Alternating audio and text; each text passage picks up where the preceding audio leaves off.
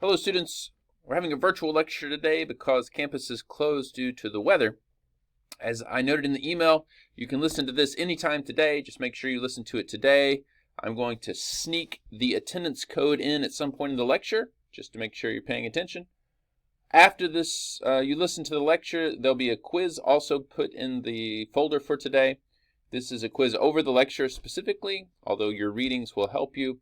So pay attention to the lecture, jot down some notes. You should have no problem. You do only get one shot at that quiz, though, so make sure you are ready when you sit down to take it. Last time we were together, we talked about humans being created in the image of God, and we made a distinction between image and likeness. We said that humans have the capacity to be like God, that is, to be in loving relationship, but that we're not all fully there yet. And so we're in the process of becoming human.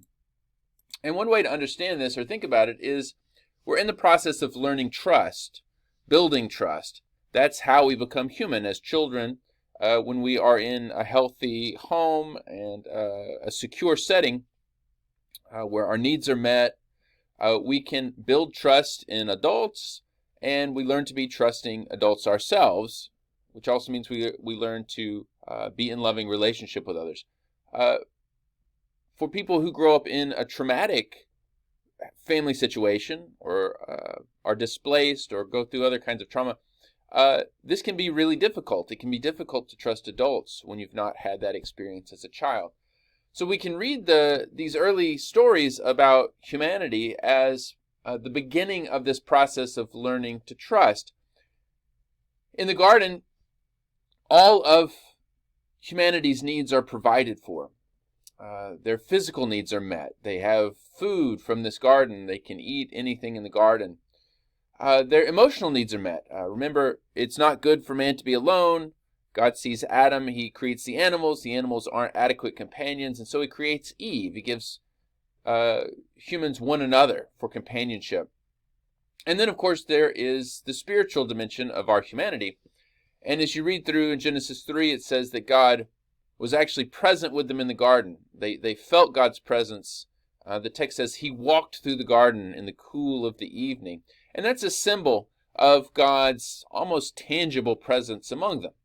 So all of human needs were met. They're physical, emotional, and spiritual.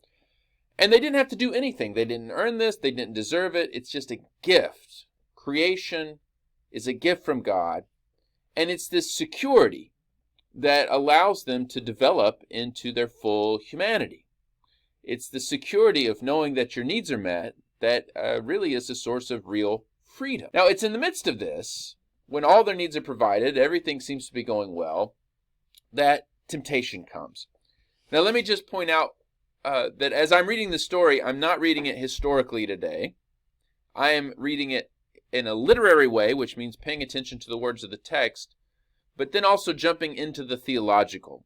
So pay attention at any given moment. You should be able to identify whether this is literary in the text or whether I'm coming out of the text and making some theological points. So starting in the text, the serpent appears to Eve at the beginning of Genesis 3. And the serpent says, can you eat of this fruit? And she says, all but this one tree. And the serpent says, why not? And she says, because if we eat of this tree, God says, we'll die. And the serpent says, you will not die. For God knows that when you eat of it, your eyes will be opened, and you will be like God, knowing good and evil. Now, what's going on with the snake or the serpent? Well, it's not clear. But let me first make this note. Before you rush and identify the serpent as Satan, think about what kind of reading you're doing. Is this historical, literary, or is it theological? Well, it's not historical. There's nothing there about the background. It's not literary because the text doesn't say anything about Satan or even about evil. It just says it's a snake. So if you want to identify the snake as Satan, you're doing a theological reading. You're bringing something into the text. Now, is it legitimate? Sure, that's fine. Later in the Bible, there's going to be that connection made. but just be aware that you're bringing something to the text from another part of Scripture. Likewise, the language of fall, which I'm using liberally here, is not in the text. There's nothing here about a fall. There's not even anything here about sin. These are interpretations that Christians later brought to this text. So we're working in a theological mode when we use that language, so be aware of that. Now, at the literary level, it's worth pointing out that the word snake in these original languages can also be translated dragon or monster. So we'll see dragons later in the biblical text, and there's always going to be a symbolic resonance there. Anyway, back to what the snake says. It's a talking snake. If you eat of this tree, your eyes will be opened. You'll be like God. Now, is what the serpent offers, is it something good? Well, yeah, being like God is good. In fact, humans are created in the image and likeness of God. They are supposed to be moving towards the actualization of the image of God. So if we want to think of them as children, they are growing up or maturing and becoming more and more God-like. At least that's the goal. So here I've given you this image of kind of children growing up into adults. As children, Adam and Eve have potential. They have the potential for God-likeness, but they haven't developed it or cultivated it. But they have all that they need to grow into the full likeness of God. So the serpent comes along and says, hey, if you eat this, you will be like God. This is going to get you where you want to be. So what's wrong with what the serpent says? Why is this dangerous? Well, yes, God says not to eat it. That's true. But what the serpent is actually offering, the thing itself is not bad. The fruit is not bad. The goal is not bad. Here's where the problem lies in the story. The problem lies in that the serpent wants to give them a shortcut. He wants to say, here's a kind of magic solution to becoming godlike. Just eat this fruit. Just do this one thing. It's like magic, right? Just say the right words, the magic words, and your desire will appear. Now, thinking to our own experience of growing up and learning to love, what does it actually take to become a mature adult? What does it actually take for us to learn to trust and to learn to be in relationship? Well, it takes a lifetime of experience. And that experience includes, of course, moments of great joy, but also heartbreak, suffering, difficulty. Some of the greatest lessons that we'll learn about love and relationship actually come through those hard times. And a lot of you already know this. But who wouldn't, given the opportunity, take a shortcut, avoid the heartbreak, take a magic potion, and so the girl just falls in love with me without me actually having to go through the trouble of courtship and trying to attract them?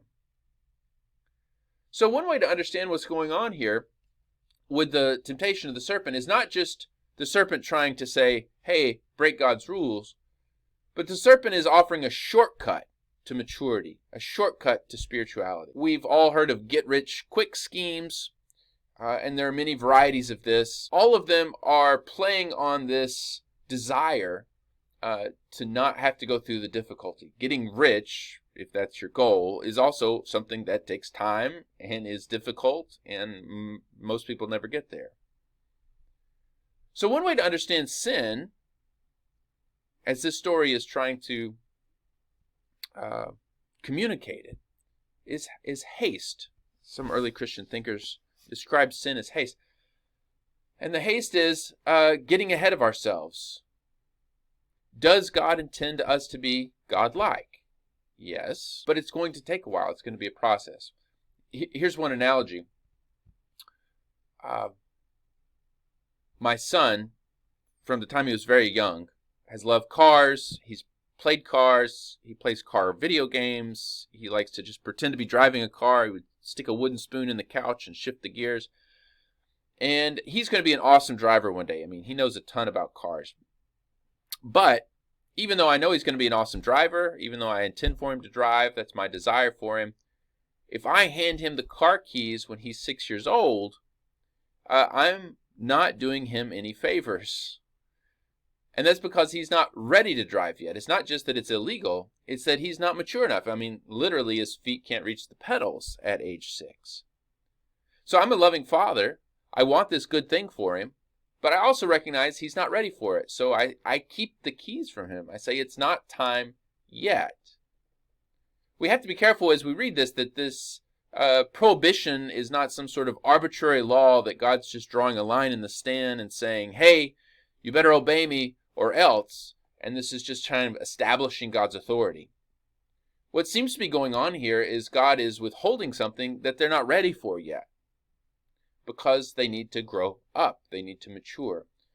The serpent comes in and says, here's a quick fix. So one way to think about this is they are mistrusting the Father. They're mistrusting God. Of course, the serpent plants that doubt, right? God doesn't actually mean that. You're not actually going to die. We'll see what the death means in just a minute. Do Adam and Eve have any reason to distrust God? Well, quite the opposite. He's given them everything. Again, he's met their physical needs, their spiritual needs, their emotional needs. Everything that's happened up until this point points to trust God. But the serpent plants the seed of doubt. And so they begin to mistrust. And bringing that back to our own experience, what is a poison that can destroy our relationships with each other? Well, mistrust. Someone says something online, or we get a suspicious text, or whatever, and we begin to doubt and wonder. And whether that's a relationship with our siblings, or our parents, or our significant other, if mistrust grows, then it will destroy the relationship. So another way to think about sin here is as failure to trust in a situation where the person is trustworthy. And then a third way to think about what's going on here is sin as grasping, or sin as taking. Everything so far has been a gift. God has given it to them, given them all that they need.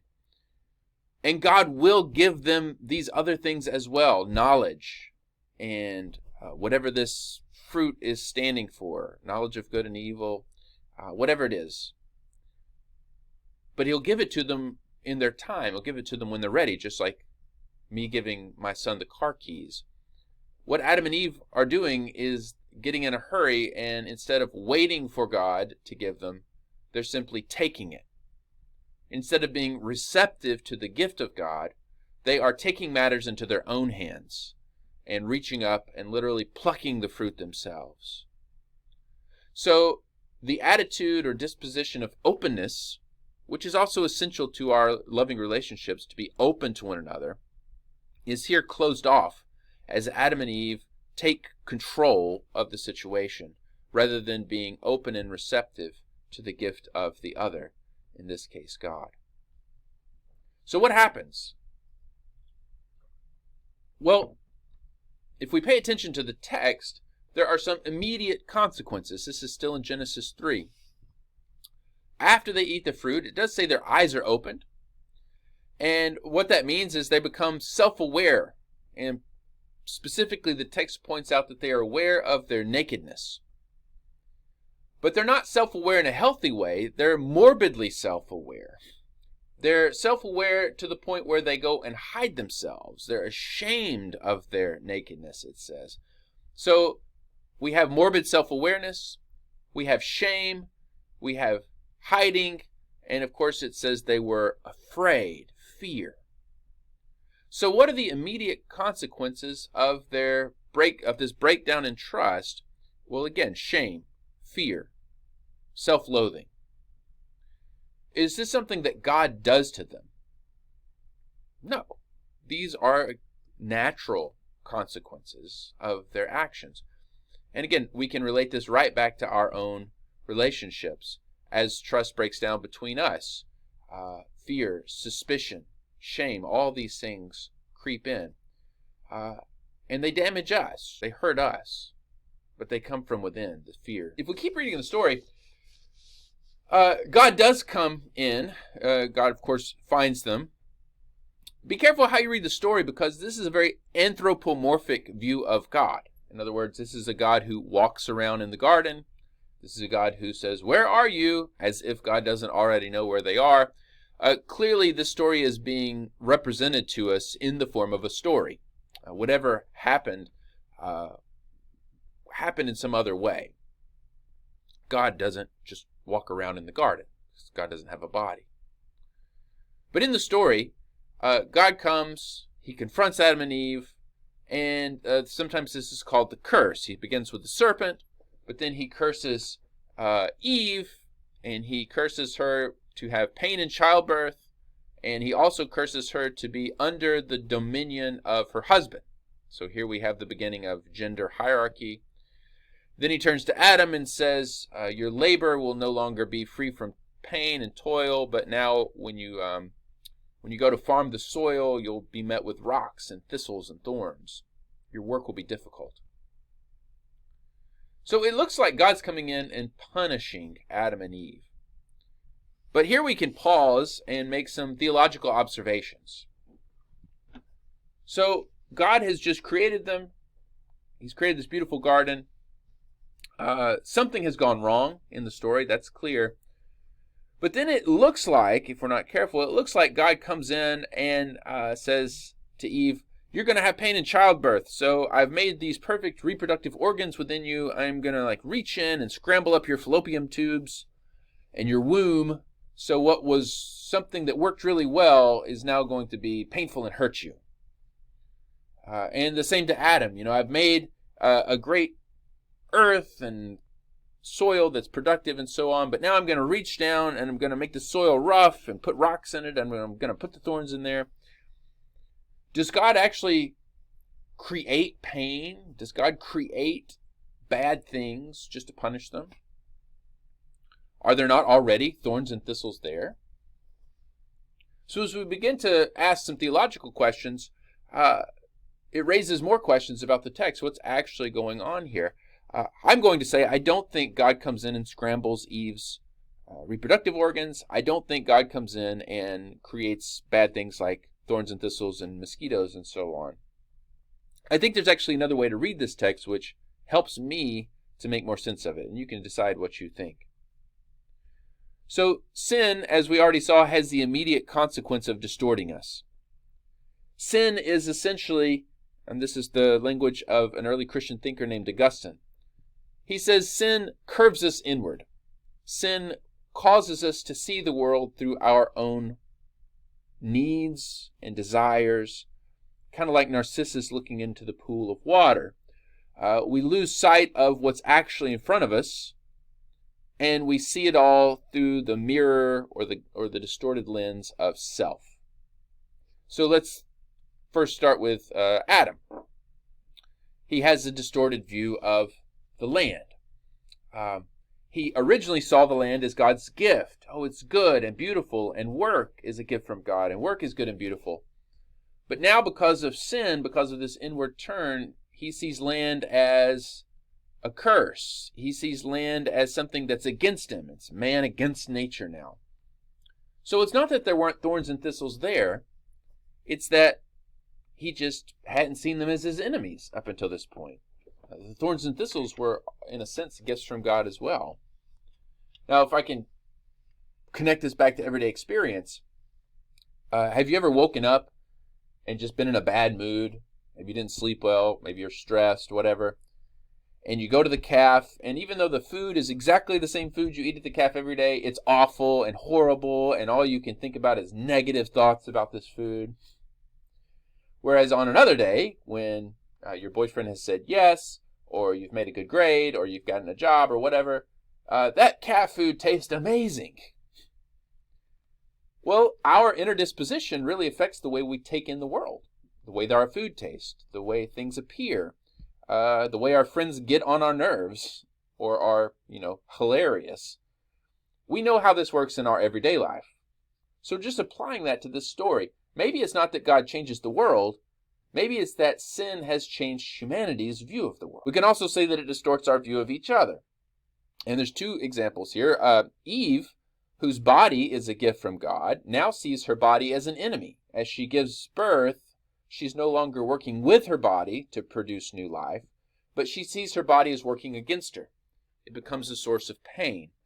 I don't think this means God changes the way that childbirth worked, but there's a different perspective on pain. And if you talk to some women about this, there is a concept in obstetrics called productive pain, which is actually a very positive way of seeing pain as part of a natural part of the childbirth process, and it is necessary and good. Or we can just focus on how awful and difficult it is. Similarly, Adam and Eve begin to see each other differently. They view each other with suspicion. Remember, when God shows up, Adam says, "The woman that you gave me, she's the one who gave me the fruit. It's her fault." So Adam and Eve throw each other under the bus. They're suspicious of each other because they see each other only through themselves. Adam is afraid of God, and so he blames Eve. And the curse is a reflection of this. It's not that man is naturally superior and women are naturally inferior, but sin distorts that relationship, and it introduces this hierarchy, which has placed men above women through much of human history. That's a result of the fall. So sin distorts our view of our own bodies. It distorts our view of each other. Perhaps the great example of this is in Tolkien's book, The Hobbit. And you've seen the movies, perhaps. If you know anything about the movie or the book, you know that this memorable character Gollum actually began as a human-like creature named Sméagol, who was kind of like a hobbit. But when Sméagol finds the Ring of Power, he is so obsessed with the ring, it's like an addiction, that he's literally transformed and changed into this hideous fish-eating, in the book it says frog-like creature who lives in a subterranean cave and never sees the sunlight, who can barely even speak anymore, much less have a real relationship. So this is a great example of the way that sin changes us. Again, not God coming in and punishing, but from the inside, sin corrupts and deforms. And, of course, it's not a big stretch to see how this works physically with something like drug addiction, like meth addiction. It physically degrades us.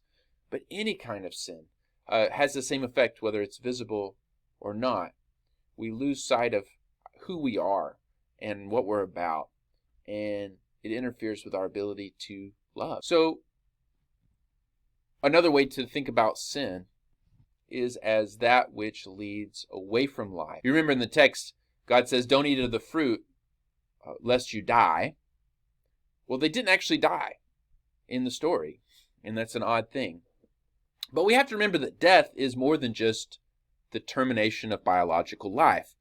We use the word death in many different ways. For instance, in The Princess Bride, when Princess Buttercup hears that Westley has perished at sea, she says, "I died that day." Well, she didn't literally die, but her heart broke. Something within her died because her true love, she thought, was dead. And we use this expression all the time, that would kill me if this happened. So we know that death can be applied to our emotional life. We can be spiritually dead. We know that a relationship can be dead. So sin is anything that leads to that, whether it's emotional, spiritual, relational, death. Anything that moves in the other direction of life. And this is why sickness and sin are so closely related. Sin is that physical manifestation that something isn't right, that we're not whole. We'll come back to this later, but the reason I'm stressing it is because there's a tendency to think of sin as simply breaking rules, as in God gives us this list of things to do, and if we fail to do them, we've sinned. I actually don't think that's the case. Among other things, there's just not a clear set of rules. There are some principles here and there, but certainly not for every situation. If we're looking for something to make sense of this, I think this is one of the most helpful things. Simply that which leads away from life and towards death. Another image for sin, and this is drawing on New Testament language, the Greek word for sin is amartia. And amartia literally means to miss the mark. So it's an archery image. And if the mark or goal, the target, is a flourishing and full life, this is what God intended for us. But we just fall short. We fail. And that's for all sorts of reasons, right? Because we're in a hurry, that's haste. Because our trust breaks down, suspicion. Sometimes it's just because we're tired or sick or whatever. That's not like your fault, but it can interfere with our flourishing life. So sin, put another way, is simply falling short of our full humanity, falling short of the likeness of God. Coming back to this idea of the inward curve, it distorts our view of the land, it distorts our view of ourselves, it distorts our view of one another. But maybe most perniciously, the inward curve distorts our view of God. And this is now coming back to the way that we read the story. It's easy to read the Genesis 3 narrative as humans disobey God, God is angry, God punishes Adam and Eve. And it can leave us with the idea of a God who is punitive, who punishes, who is angry and upset. It can lead to a vision of humanity where we deserve death, and God, in His great mercy, saves us from death. Now, there's some truth to that, and there's some ways that the Bible does use this kind of language. But if we put all of the biblical story together, including the creation, I think what you'll see is that God does not harm us. God does not intend evil for us, because God always intends good. God is always oriented towards the good. God is always oriented towards life.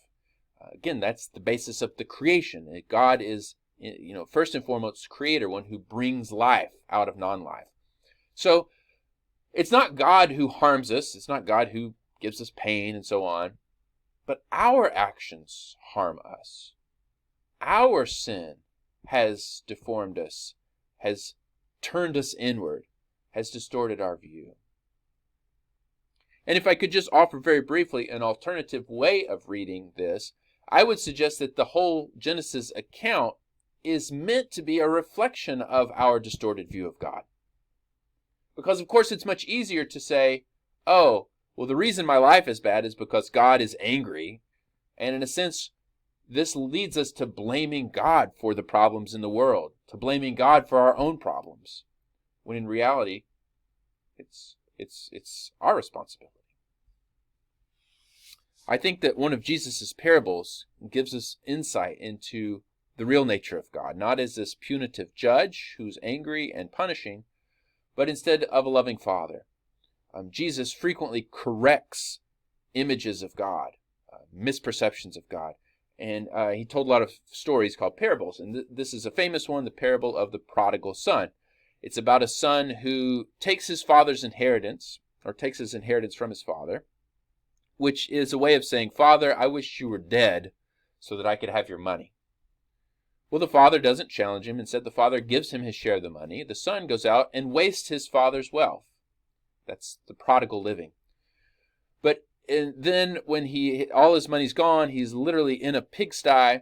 It says he came to himself, and he decides he's going to go back to the father. And while he was still afar off, his father saw him, was filled with compassion. He ran, he put his arms around him, and he kissed him. This is a very different story of sin. Here, it's humans who have taken God's gift, God's goodness, and wasted it.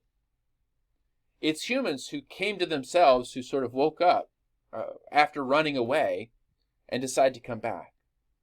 This is quite a different story than the Genesis version, where it's God who makes this rule and God who kicks them out or exiles them from the garden and won't let them back in. So on the one hand, we have a picture of a father who is punitive and withholding. And then in Jesus' parable, we have a story of a father who is generous and welcoming and almost like waiting for them to come back. Not who's kicking them out or punishing and so on.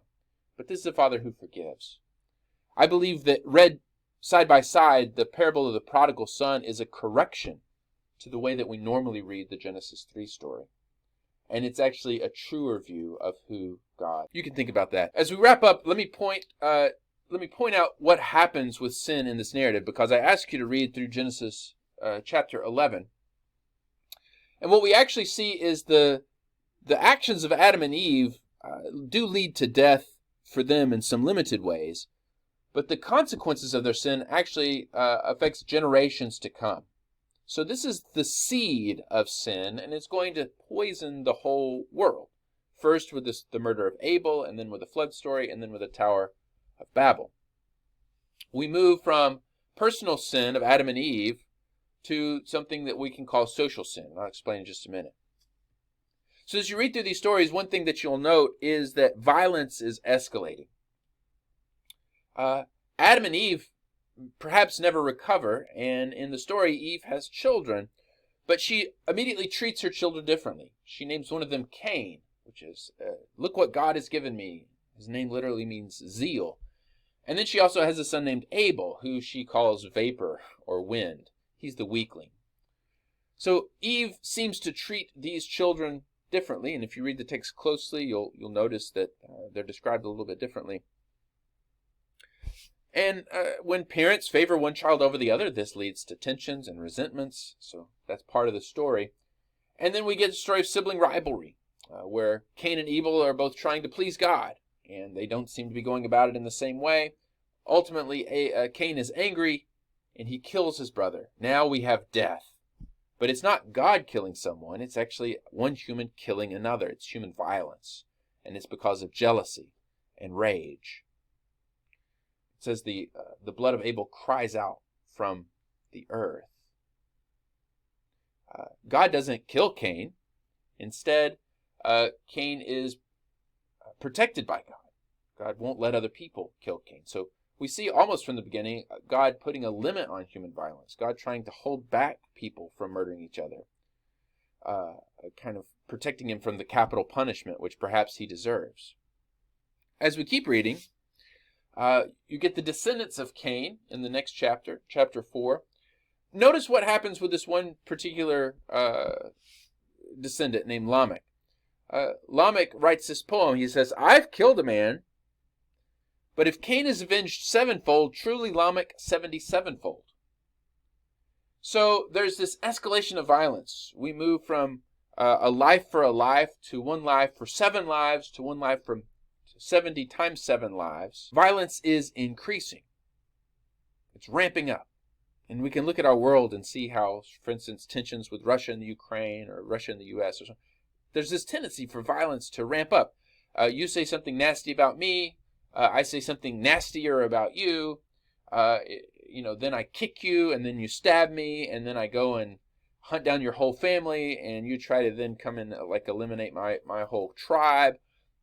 There's this tendency within humans to ramp it up. And the text, I think, reflects that. For instance, as we keep going in Genesis 6, that violence which has infected Cain and caused him to kill his brother, and then Lamech, has now spread through the whole world. Every thought and intent of the heart was evil continually. The earth was corrupt in God's sight, and the earth was filled with violence. So, I've given you one of the go deepers about the flood. I encourage you to read it. One way to understand what's going on in the flood narrative is this is not just God wiping out humanity and then recreating humanity. That's certainly one way to read it. But it's also a kind of symbol of what the escalation of violence leads to. An eye for an eye leads to everyone being blind. A life for a life leads to all life being destroyed. So as violence fills the land, everyone dies. Everyone dies. We all destroy each other. And that's the plight of humanity. So as we see these early chapters of Genesis, we move from personal sin to social sin. Social sin is what resides within a group or community rather than an individual. So over time, these personal sins accumulate and they become structural sin. So personal sin is a choice and an action, but social sin is a failure to choose and act. And the best example of this, as we begin Black History Month, is something like racism. Right? Racism begins with an act of discrimination or an act of hatred. but it can soon spread across a whole culture. And so that now, for instance, if you live in the 1950s in the South, the Jim Crow era, then now social sin is not me actively being a racist. I might be that. But it's simply living in a racist society. I might have no personal racism, but if I live in a racist society, then I'm still guilty of social sin because I've failed to do something about it. I failed to choose to act. We'll see this more as we go. The perfect image of social sin is the Tower of Babel. We'll come back to the Tower of Babel on Friday. Humanity group bands together and they build this tower up to heaven. This tower is not just an architectural marvel, but they're actually trying to build a tower to heaven so that they can storm the gates of heaven and overthrow God. It's a retelling of the ancient Enuma Elish. It's also a retelling of the Greek myth of the Titans, where humans try to overthrow the gods. Humans are trying to take control of heaven for themselves. It's a power grab. And this becomes symbolic of social sin, of what humans do when they get together. We are autonomous. We want to be in control rather than trusting God. We're proud rather than humble. Look what we did. Look what we've achieved. Look what we've built, rather than seeing all things as God's gift. We're also acquisitive and exploiting. We take instead of keeping our hands open to receive the gifts. And then, of course, violence and conquest mark human societies and have from the very beginning. And so the Bible is going to be a story of these human empires, real historical empires like Egypt and Assyria and Babylon and Greece and Rome, which are embodiments of these tendencies to violently conquer, to exploit other humans through slavery, and also to exploit the land by extracting resources beyond what the land is able to tolerate. And of course, the pride. Look what we've done. Look who we are. So we're going to think about these empires as we go. There are many examples of them through the Bible. All right, thanks for hanging in there through this lecture. Don't forget to take the quiz. Oh, by the way, the code is 8005. I said I would sneak it in, but I guess I forgot. So don't forget to put your attendance in. It's 8005. And God willing, I'll see you on Friday.